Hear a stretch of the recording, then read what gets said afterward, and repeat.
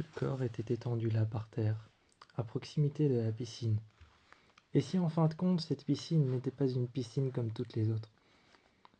Au plus profond de la surface, tout au fond de cette piscine, résidait quelque chose de plus terrible qu'on ne le pensait. Ce n'était ni un esprit,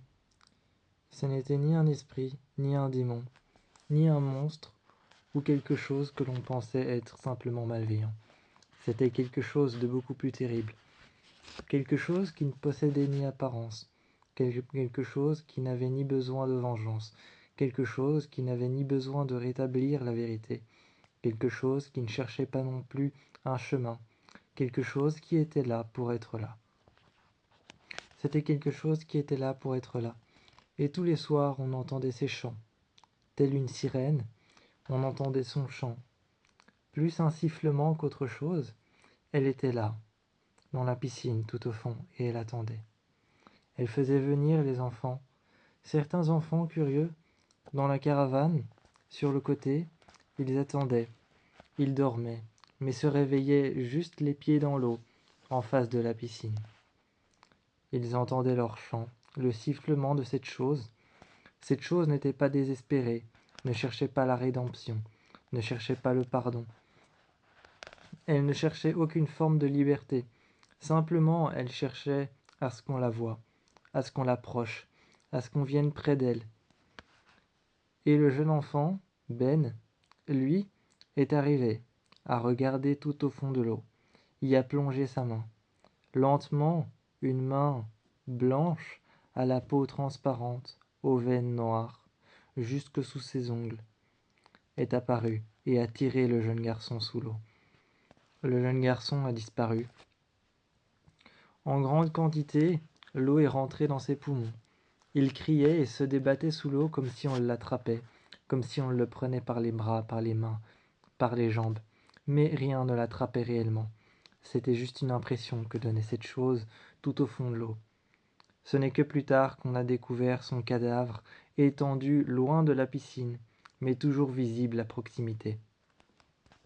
Les cheveux presque encore mouillés, mais secs. Le visage complètement décomposé. La peau blanche et transparente, les yeux voilés, gris. La bouche ouverte, remplie d'eau, et les poumons qui étaient eux-mêmes remplis d'eau. Les poumons n'étaient plus des poumons pour respirer, mais des énormes poches d'eau. On a trouvé le corps plus lourd qu'un enfant de son âge. Plus lourd qu'un enfant de son âge. Pourquoi ? Parce qu'il était rempli d'eau. Il était rempli d'eau, comme si cette chose n'avait pas cherché seulement à le tuer, mais à le remplir d'eau comme un vulgaire sac, et à le déposer plus loin. Plus loin, il est apparu là, entre les arbres, entre les racines, complètement tordu entre les racines des arbres. On avait même l'impression que plusieurs semaines étaient passées avant de retrouver son cadavre. L'impression que plusieurs semaines étaient passées avant de retrouver son cadavre. On avait l'impression que les arbres, les branches, on avait l'impression que les racines avaient pris autour de lui. Ses mains, ses jambes étaient attachées et accrochaient sévèrement les racines. On a retrouvé son corps et on a essayé de le défaire. Avec une pince, on est venu couper les racines et on a défait son corps, qu'on a traîné un peu plus loin. La légiste, un genou par terre, et les médecins légistes, avec des tenues blanches, étaient en train de le regarder, de voir l'eau de la piscine, de la prélever et voir s'il y avait des produits toxiques, du chlore, ou s'il avait inhalé d'autres produits. Mais rien d'autre que ça. Les énormes flashs donnaient encore l'impression que le cadavre était encore un peu plus blanc, voire même beaucoup plus blanc qu'il ne le paraissait être. Traînant le cadavre le long jusqu'à la voiture du funérarium pour l'emmener à la morgue, le jeune père était en train de crier, de hurler et de voir son fils qui était emmené sur un linceul noir. Seule sa tête, son visage et son buste étaient en train de dépasser. À un moment, il regardait son fils et était en train de hurler.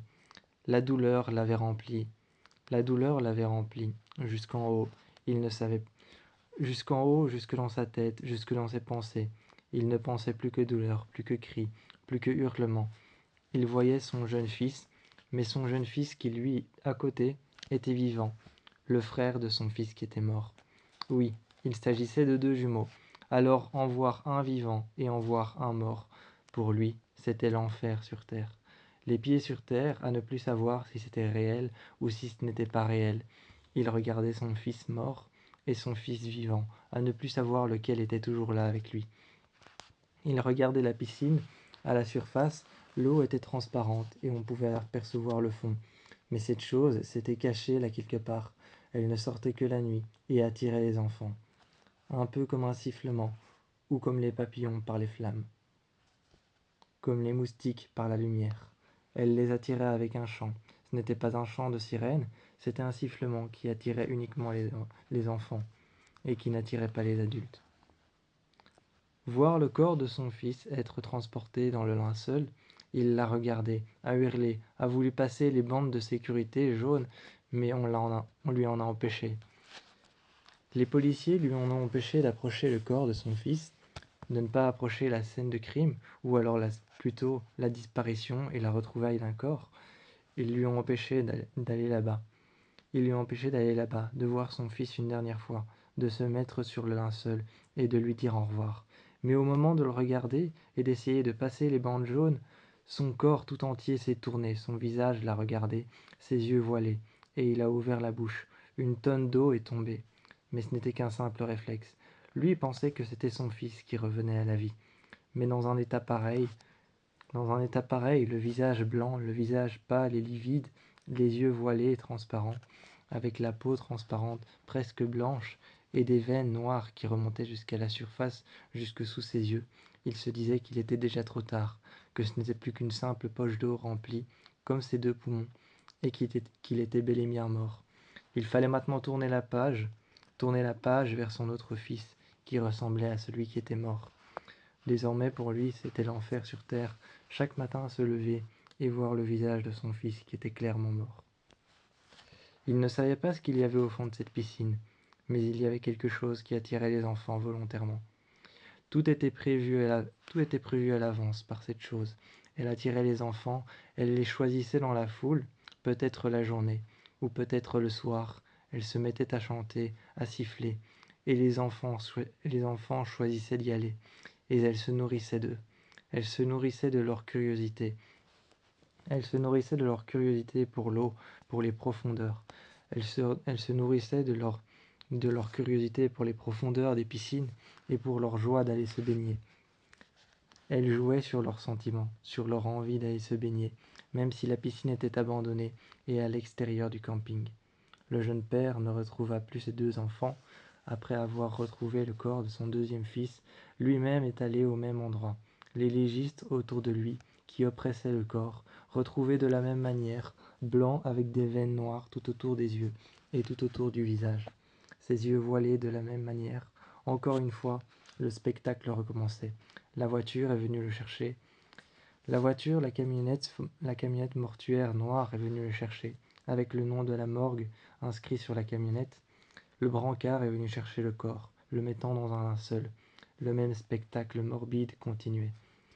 Maintenant qu'il avait perdu ses 2 enfants, il essayait de protéger tous les autres enfants du camping, et s'était lancé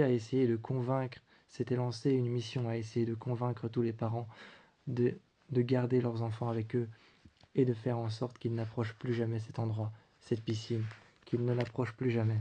Parce que si les enfants approchent cette piscine, ils vont mourir. Il paraissait être un fou, il paraissait être quelqu'un qui disait et qui réclamait des choses complètement dingues, qui, qui s'exclamait sur des choses complètement dingues en racontant aux gens qu'une piscine envoûtait les enfants pour pouvoir les tuer et jouait de leur curiosité et de leur besoin, de leur besoin de se baigner, ou alors de ce qu'ils aiment dans se baigner, dans le fait d'aller dans les profondeurs et d'aller dans l'eau.